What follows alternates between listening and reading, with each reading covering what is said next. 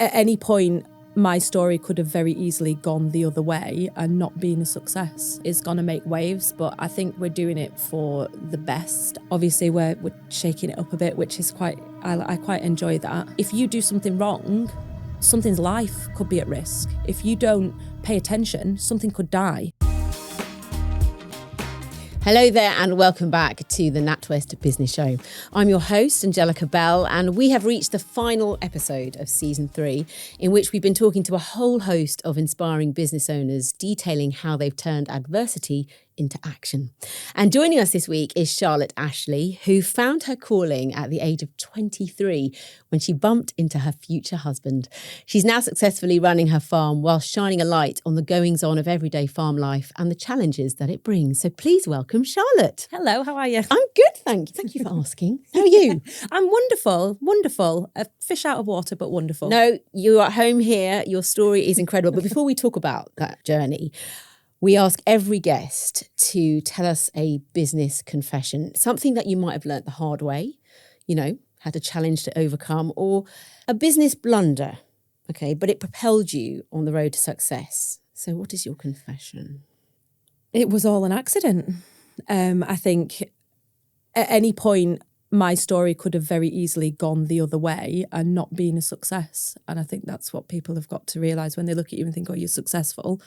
It could have gone the other way very easily. So how could it have gone the other way? I was a girl from Preston, ordinary, huge school. And I think when you're a lot younger and you're from, a bigger city, you only have a couple of pathways in life that people can see you going down. And for me, it was either hairdressing or childcare. That was it. They were the paths that you were pushed down. I wasn't particularly academic in any way. And yeah, I ended up being a carer, and then I ended up in care in the community. And then just per chance, I met my husband at a party in Manchester, of all places. So it was quite far away from both of us. And we ended up talking. I ended up going and seeing his farm. And yeah, so I moved to Cumbria, ended up being a carer again in Cumbria and farming in my spare time. So I've always, as soon as I got there, I was thrown into farming. So farming wasn't an option? No. It's something that sort of come about by chance meeting in Manchester? Well, I think at the time of me moving to Cumbria, Roy and his dad both worked full-time off the farm, and they had a garage, and there was nobody to pick up the slack, and that ended up being me. So it was very much, Charlotte, you go and do that. Charlotte, you go and do that. You've got the time. I was off I worked early morning and late night, so I was off very much during the day. So it was, a calf needed mothering on, which is where you make sure it gets its milk. So it was, Charlotte, go and do that. So I learned very much the hard way with large animals. And yeah, it just so happened that I enjoyed it. But let's talk about your farm, Lather Farm in Cumbria. Your husband's up there with your children. He is indeed. You've left them alone. I have. Are you comfortable? Are you relaxed? Yeah, no, he's wonderful. No, he's really, really good. We're not, we don't have them defined gendery kind of roles on the farm at all. And, I'm very much, I can do anything you can do. Obviously, it doesn't always work out, but yeah, we both pitch in and we're very much a team. There's no, you do that job, I do this job. He cooks tea and I'm making a video, and yeah, it works really well for us. So describe a day on the farm. Get the children to school, look after the animals, muck out, a lot of office work, which people don't generally see because it's not something that you would post about because it's quite boring, but there is a lot of office work involved in farming. I will throughout the day be videoing what I'm doing, which does add a lot of time on, but it's worth doing. And then I think the children will come home from school, Roy will cook the tea, I will make a video, post the video, and then we'll go back out to work. So yeah, it's fairly full on. And set the scene for people who, want to imagine what your farm looks like. Because, luckily with my job, I've been to loads of farms, I've worked on farms, and seen that it's a lot of work that goes into it. Because I think you're underplaying how much work it's a lot of you have work to do. It's a massive amount of work. And I think coming somewhere like London, it kind of brings it home to you that not everyone has that amount of space that you've got, and it does make you grateful for what you've got. And we really should, we should be more grateful for what we've got. But yeah, to appreciate your normal day-to-day routine. I think you have to be taken out of your comfort zone, like coming somewhere like this, which is quite interesting. So yeah, it's shifted my perspective a little bit coming here, which is a nice thing. I think I needed that. A little break. Yeah, a little break to give you a bit of a fresh look. So you've got cows? Yep. Sheep? Yep. 4 chickens. 4 chickens? 2 pigs. 2 pigs? 4 dogs. Well, I know. I'm literally like, okay. 2 children. And 2 children. And you're looking to expand into dairy? Yes, we're going to go into dairy. I don't, as it stands there, unless you have, 1,000 acres on a fell side, I don't think beef and sheep is necessarily making the amount of money that you need to progress in business. So we are going into dairy. We're going to have 120 jerseys milking on 2 robots, which obviously is a huge investment. But I think to go forward and future-proof it, we needed that. So yeah, it's a big step, but it's what we want to do. I'm quite overwhelmed by what you've got to do. It's going to be early starts, late finishes. So how do you manage day-to-day life of being a business owner with day-to-day life of running a farm? I think it merges into one.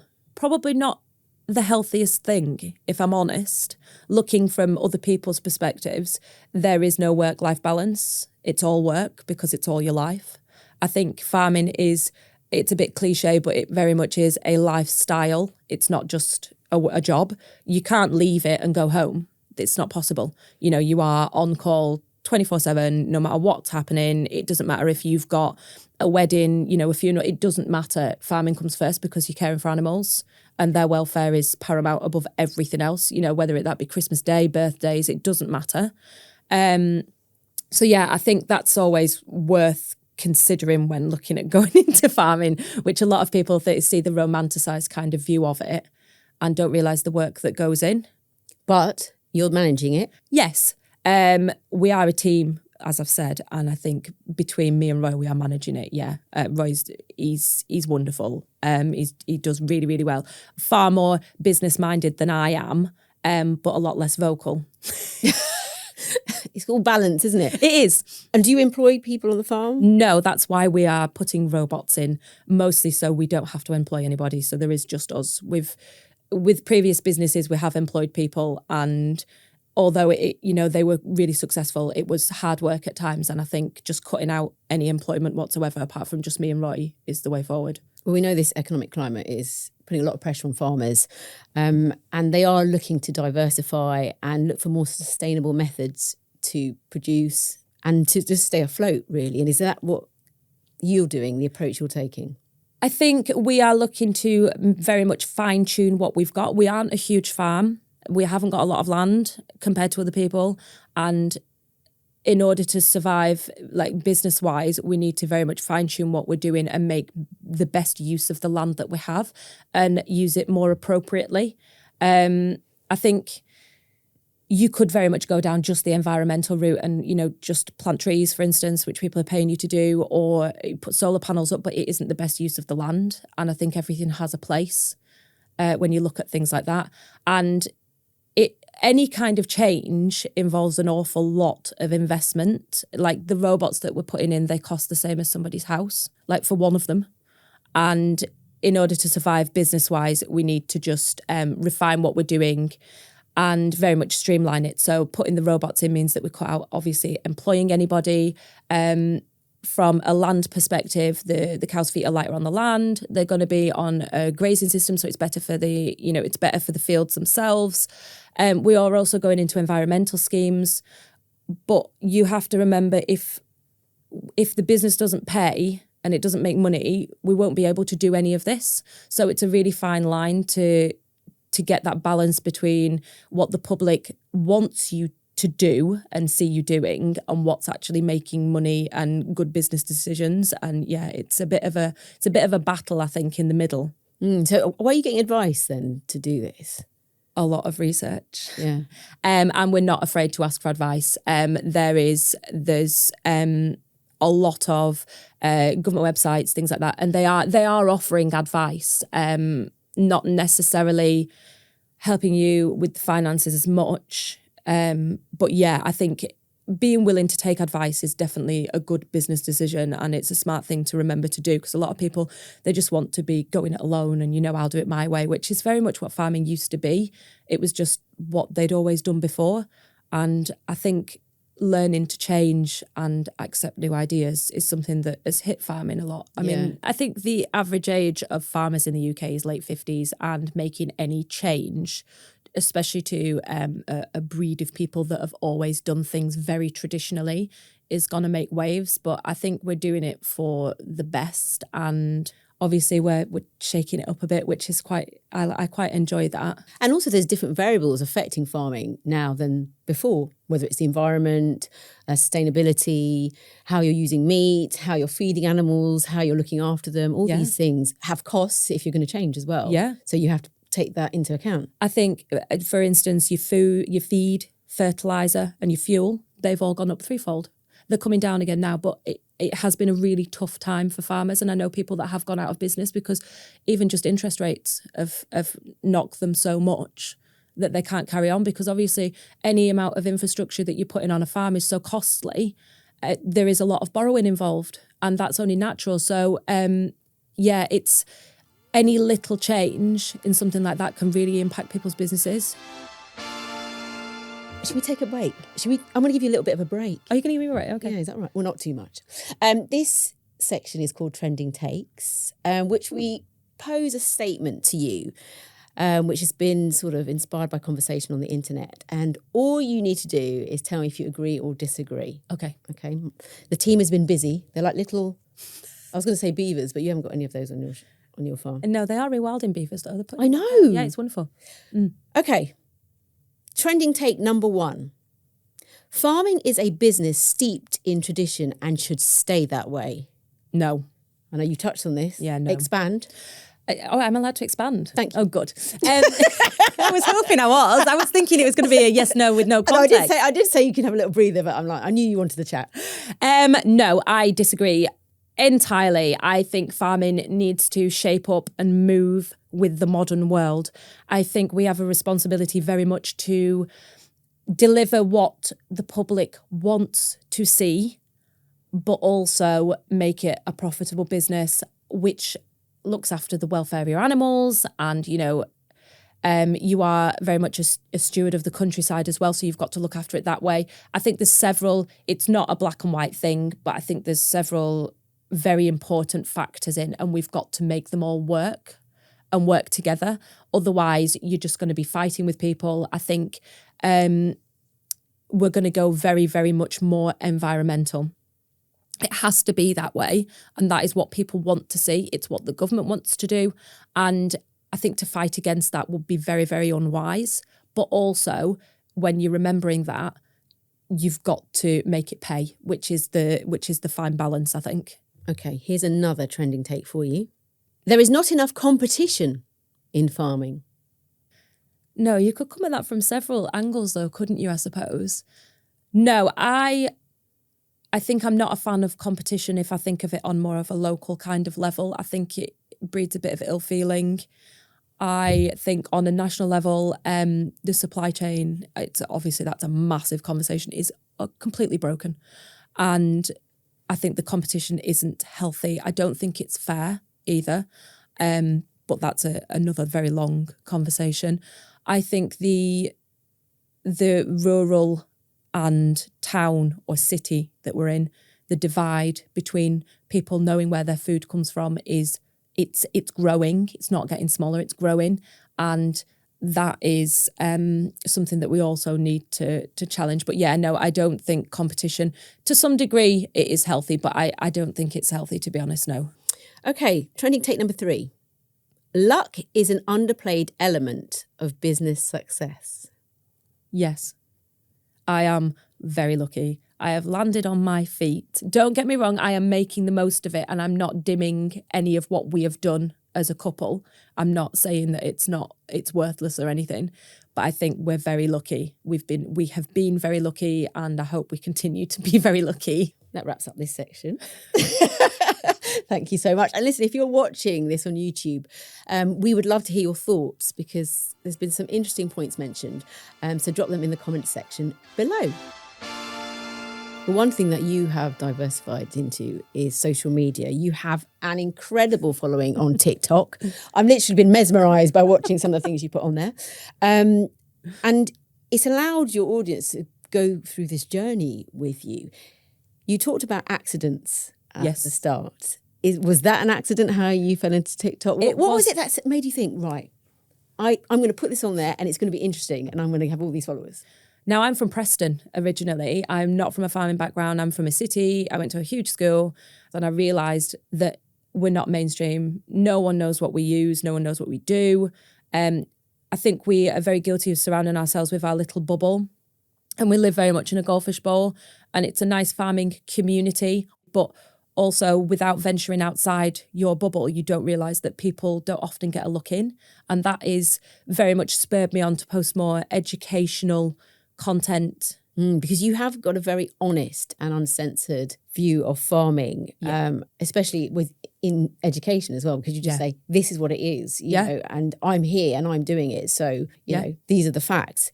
So let's bring in the mental health aspect to that. We know that, you know, mental health, there's, it's high figures for a lot of farmers as well, isn't it? It's huge. Do you think there's a stigma around talking about mental health in running a business in your industry?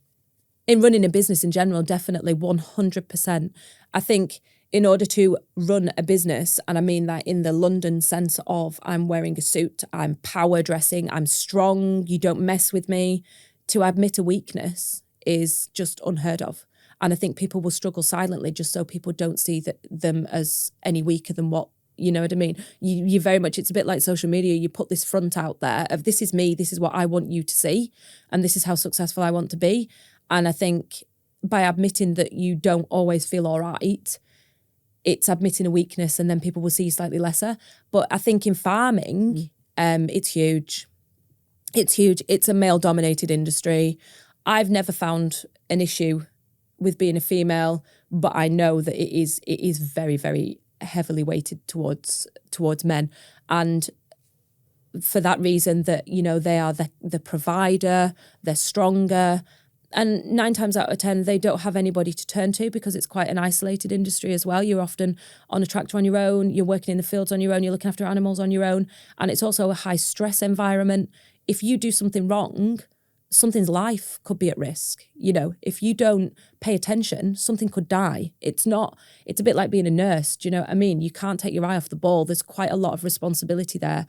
And I think that especially the men in the industry, they don't talk enough about mental health or admit that there is an issue. And do you think that that's changing? Do you think, you know, because we've got these stats and people know about it, you know, the community's coming together to help, or you know, the way that you're opening up and you're very honest about it, that's one avenue that people have seen is quite beneficial? I think giving people a safe space to talk. Now, if you'd have said that the word safe space to me 3 years ago, I'd have rolled my eyes and gone, you know, it's silly. Giving people a safe space to talk is so important. Now, I did a charity combine run from Land's End to John O'Groats in a combine. It was the biggest machine that they could find. It was my friend, Ollie Harrison. He's wonderful.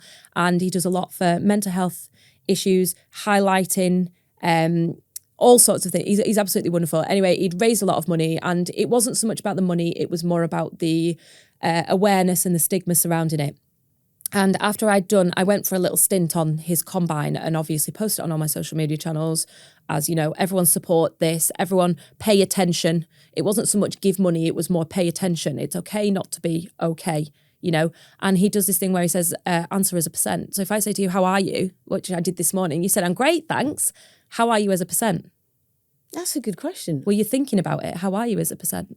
I'm probably 90% because I'm elated to be here. It's amazing. I'm in such a different environment. But then I'm thinking I've got to go and get on a train. And it's busy and it's King's Cross. You're and, right. You know. I'd probably say 90 because I know the washing's in the machine. I've got to get that when I get home. Isn't it silly?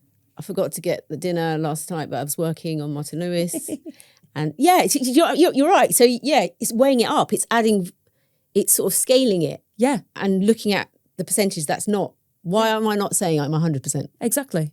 Whereas if I just said to you, how are you? You go, yeah, I'm fine, thank you, I'm wonderful. And it's like automatically, yes, I'm 100%. And that is, it's a wonderful thing that he does. And he had it on the side of the combine, answer as a percent, hashtag answer as a percent. And the amount of people that got in touch with me was unreal. From the farming industry? Every industry. Every industry. My inbox was flooded on every single platform, email, like actual emails to my email address. Don't even know how they got my email address, but they came to my email address. There was people saying they were suicidal. And I went, I don't know how to deal with this. Right. So I've opened the doors and then gone, oh God, what am I meant to say to people? So then it led me into researching further what is the right thing to do. And I directed them to obviously the appropriate places, and just for people to talk and see other people talking, especially people in a prominent position, not necessarily me, but obviously these people that I'm talking about, it just means that they're more likely to open up, which I think is really important, just to give them that space to be able to think, yeah, it's acceptable to be able to say, I'm not all right. And it doesn't make me any lesser of a person. It doesn't make me weaker. So on the flip side, you know, you're talking about farming, it's quite isolating. You're saying, you know, you're putting all this work into it. Who's looking after you and Roy? Me and Roy. It's interesting. I think social media, like we've talked about, it has great lows, but also it has massive highs. And I think surrounding yourself with a friendship group that is, you know, paddling with you in your boat and not drilling holes is so important. And metaphorically sorting the wheat from the chaff is a hard process. I love that phrase. I know. But it's such a hard thing to have to do, is to make a decision whether or not you want to spend time with people.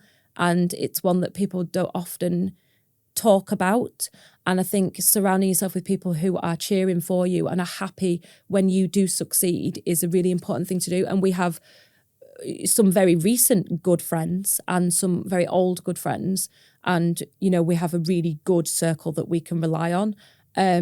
You know, if we have problems farming wise, we can ring our friend Matt. He's also in the same position that we are. He's young, they're trying to get on.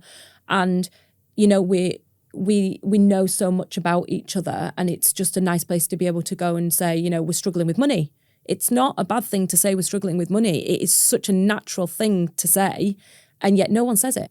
And especially in business, because there's moments where you're going to be a bit flush and moments where you're going, how are we going to pay for that? Seriously, yeah. It's and I think with farming, especially, everything is so costly. Like I said, these robots, we're putting 2 in, and one of them is the price of a semi-detached house, not in London, because I went and saw an estate agent's window. Wow. But like outside of London, it's the price of somebody's house, and that's for one piece of equipment. So you're going to have the pressure of finances. And I think finding and maintaining good relationships with lenders is very important. And if you were going to talk to people who were going into farming, I think that's probably one of the biggest pieces of advice you could give. Everything is costly and you will need to borrow money. Don't just leave it to the last minute and go for who you can. You need to research and, you know, make a proper plan. Well, do you know what, Charlotte? I was going to ask you about the most important piece of advice you would give to other entrepreneurs. You've just given one there. You know, people listening now who want to have a long, successful career like you've had. And I think you're still on that journey. Oh, it is a journey, yeah. But what is the best piece of advice you've got right now? Use highlighters. No, seriously. What do you mean? Just generally? When you read a bill or a piece of information, highlight what you need to read, what you want to remember, and then you don't need to go back. And I know it sounds so silly, but it saved so much time, and you know, you can flick through things and you know, things stand out to you. Don't be afraid to use spider diagrams, you know, bubble diagrams. There's such simple things that you did in school. Like I'm not made for business.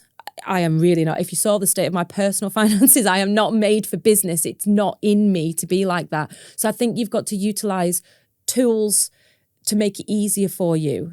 So what you're saying is, even if you are taking this journey, taking this step, and you're not, you know, you didn't get 5 A's or whatever, use basic systems to make the D's. I was, hun, that could have been our little secret. Yeah. Straight A's.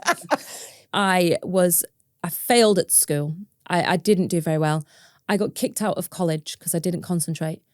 I have been fired, not left, every single office-based job I have ever had. And that's not for something terrible. It's just through lack of concentration and not being able to, work spreadsheets and things. I can't stare. It's just not in me. I am a land-based girl, and I just think I'm so lucky to have got to find a job that millions of other people are made for. You could be made for farming, and you've never been shown that path as a youngster, so you've never pursued it, so you've never found your calling. Like, I cannot imagine doing anything else with my life. Honestly, I can't. I am made for doing what I am doing. I am made for posting on social media. I thrive off it. I am really, really loving it. And I just think how easy it would have been for me to go the other way, and how many other people haven't found their path just because they didn't see it as a viable option when they were younger. Which I just find, it's really sad really that, there's so many people out there who would be so much happier doing something like what I'm doing, and they just don't see it in their future. So I hope social media wise, some young girl or boy from wherever sees what I'm doing and goes, do you know what? I quite fancy doing something like that. So going back slightly, highlighters, spider diagrams if you need it. 100%. Ask advice. Yes. Actually, I said give me one piece of advice, but we're going to go. We're going rogue. Yeah, we are. We're going. And also, if you've got a passion or desire, go for it. Doesn't matter how old you are, and don't let lack of education be a limitation. I had to learn what inclusive VAT was and ex VAT, and 17.5%, 20%. I honestly did not know any of this. I didn't know, I didn't know how to make an invoice. I didn't know how to do accounts. I didn't know any of this. But that's okay. You don't have to have done it from school and see this, journey. You can do it. I mean, I'm 35 now, and it's only now I can get my head around these things. I think it is possible for people to, at 35, be slightly more mature, ready to learn, especially more with hands-on experience. If you don't learn in a classroom and you didn't do particularly well, that does not mean that you are a write-off, because I went through a lot of years of my life thinking that I was absolute rubbish. I was worth nothing. I failed at everything. And you felt like you didn't have a purpose? 100%. Yeah. Until the age of maybe 23, 24, I didn't have a purpose at all. I was just drifting, being taken through life. And I think you just haven't found what you're meant to be doing. And that's around the time you met your husband when you were 22? Yeah, 22 I would have met Roy, yeah. And it was very much, he's quite a strong character, and he took me on his journey. And then I've obviously grown. Which journey was right for you? Yeah, but how easily could that have been wrong? Like, that's what I mean. It could have so easily gone the other way. You're inspiring. Behave. Now, to conclude this episode, rapid fire questions. Okay. Try and respond speedily and succinctly. Okay. Who is your business inspiration? Avril Palmer Banak, BCA Auctions. She is. She's a lady and a half. Yeah. And she's not let being a woman in a very male-dominated, we're completely nothing like each other, but she has not let a woman being in a male-dominated industry stop her at all. There was no glass ceiling. She smashed through it. In fact, there wasn't even one. Like, she just said, you work hard, you go out, you graft, and you get recognised for doing what you're doing. There was no, he and she, it just, you work hard, and that's what I like. Oh. And she's done well. You wouldn't mess with her. Love the sound of her. Best piece of business advice you've received? Be honest. And I mean that in the sense of, I can pay this invoice on such and such a date when something happens. Don't bury your head in the sand. Never, I think the days of blagging and Del Boy, I think that's gone. I think being very honest, and I think honesty is a currency in itself, and building a reputation and a rapport with either clients, suppliers, whatever, is really important, and having the honesty and telling people as it is and not giving them any doubt about where you stand on something, whether that's your business decisions, what you think, or money. Very importantly, people will be looking at computer screens and seeing numbers, and the numbers are actually not accurately reflecting what they've got in the bank account, because they've got so much outstanding. If you say to somebody, we're speaking from like a garage point of view, that we used to have a garage, I can pay you on such and such a date, that's better than not answering the phone. And that's such a simple thing. And I know this is like a big business talk, but for such a base level thing, it's really important, I think, especially for small businesses, to know like how much money they've got, the cash flow. I think that's really important. Yeah, to be straight. And I guess that would alleviate some anxiety. It would on both parts as well, because there's nothing worse than not knowing when you're going to pay people, or not knowing when you're going to get paid. So I just think being honest in money, honest in what you're thinking about, honest in what you're showing people, I think it's a massive thing now. Great piece of advice. Favourite part of running a business? Sharing it. Honestly, I love it. I thrive on it. It's like going running. Did you even go running if you didn't post about it? I enjoy sharing what I'm doing, and I enjoy shearing the sheep, but equally I enjoy making a video about shearing the sheep. Sharing it and educating people about what you're doing. I think that's really exciting. The one thing you wish you knew starting out? It doesn't make you look stupid to ask the question. So seek advice. Yes.